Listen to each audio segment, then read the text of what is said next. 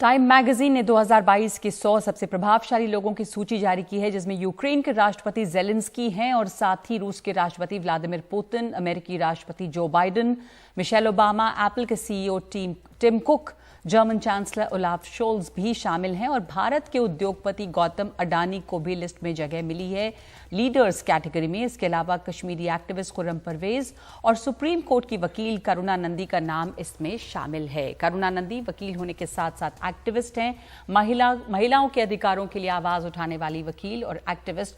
2012 के दिल्ली गैंगरेप मामले के बाद बने बलात्कार विरोधी बिल में उन्होंने बड़ा काम किया है। 2020 में फोर्ब्स मैगजीन ने करुणा को सेल्फ मेड वुमन 2020 सूची में नॉमिनेट किया था और इस वक्त हमारे साथ जुड़ रही हैं करुणा नंदी। करुणा, बहुत बहुत स्वागत है आपका और मुबारक हो आपको। आप टाइम्स 100 मोस्ट इन्फ्लुएंशियल लीडर्स की लिस्ट में शामिल हैं। आपको आपका जो रिकग्निशन है और आपके बारे में जो लिखा हुआ है उसमें ये साफ है कि वकील होने के नाते के अलावा आप एक एक्टिविस्ट के तौर पे आपने बहुत अहम मुद्दों को उठाया है। आपके दिल के करीब क्या रहा? मैरिटल रेप में आपने बहुत काम किया है और 2012 के बाद जो बलात्कार कानून जो बना उसमें भी। हमारा नजरिया ये, पहले तो बहुत बहुत शुक्रिया। मेरा नजरिया ये है नगमा कि कोई भी वकील हो, कोई भी नागरिक हो, उसको संविधान के उसूलों को आगे बढ़ाना उनकी ड्यूटी है, कि सबकी ड्यूटी है। लेकिन वकीलों की ये जो जिम्मेदारी है वो कहीं ज्यादा है और इस तरह से मतलब एक्टिविस्ट नहीं कह सकते हमें। मुझे तो लगता है कि हर वकील की जिम्मेदारी है। तो जिन्होंने लिखा है मेरे ख्याल से उनकी सोच होगी, लेकिन मुझे लगता है कि वकील होने के नाते और संवैधानिक वकील होने के नाते ये तो हमारी रोज की जिम्मेदारी है जी। और ये जो रिकग्निशन जो मिली है, ये वो जिम्मेदारी बढ़ाती है, क्योंकि जब आपकी क्षमता बढ़ती है कोई चीज करने, किसी चीज के लिए, और तो फिर आप उस क्षमता को सिर्फ एक जगह रख नहीं सकते, उसको बस मतलब एंजॉय नहीं कर सकते, उसको सिर्फ लोग आपको मुबारक देते हैं, वो अच्छा तो लगता है, लेकिन जो इतना प्यार आया है, बहुत ही अच्छा लगा है, लेकिन वो अपने पास नहीं रख सकते।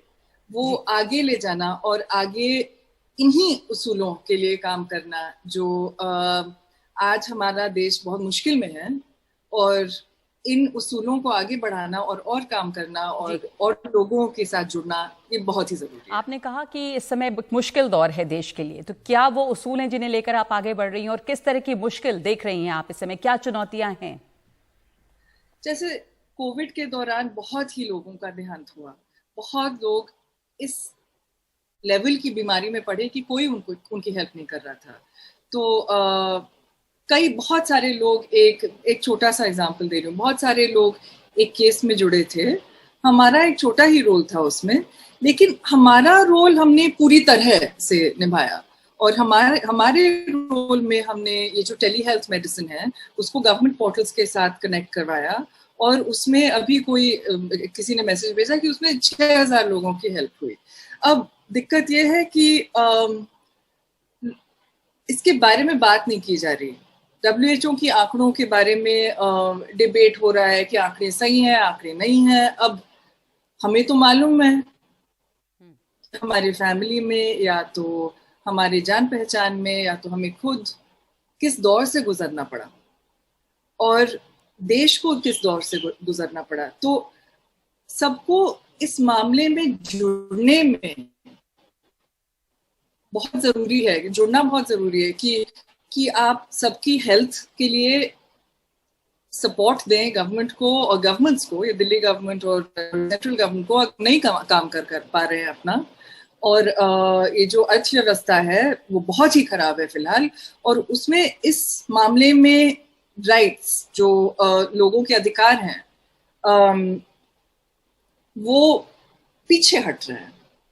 जो लोग खा रहे हैं रोज, वो मतलब कुछ लोग नमक और रोटी और प्याज खाकर सो रहे हैं, तो ये भी तो उनके राइट्स का उल्लंघन है। तो इस सिचुएशन में तो सबको जुड़ के ये संवैधानिक उसूल बढ़ाना ये बहुत जरूरी है। जी, इसके अलावा आपने जो 2012 के दिल्ली गैंगरेप मामले के बाद जो बलात्कार कानून बना था, उसके लिए इसमें खास मेंशन है कि उसके लिए आपको रिकग्नाइज किया गया, और मैरिटल रेप का जो कानून है, तो वो मुद्दे हैं और औरतों से जुड़े मुद्दे हैं जिन पर खास करके आपका फोकस रहा है। हमें जिस रीजन के लिए रिकग्नाइज किया वो एक्चुअली एक पहले वाले प्रोफाइल में है। ये वाला प्रोफाइल थोड़ा सा मतलब अपनी जगह है। तो महिलाओं के अधिकारों के लिए हाँ, हमने कई लोगों से जुड़ के काम किया है और कानून अच्छे बन गए हैं, लेकिन इन कानूनों पर एक तो इनको लागू करना और जारी करना ये बहुत जरूरी है और ये बहुत धीरे हो रहा है।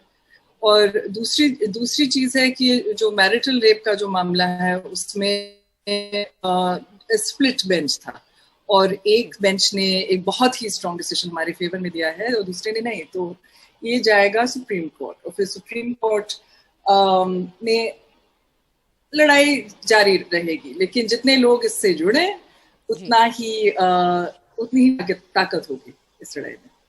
जी जी, शुक्रिया आपका करुणा, हमसे बात करने के लिए। करुणा नंदी को उन 100 लोगों में जगह मिली है जिन्हें इन्फ्लुएंशियल लीडर्स टाइम की जो मैगजीन की जो लिस्ट है उसमें इन्हें शामिल किया गया है।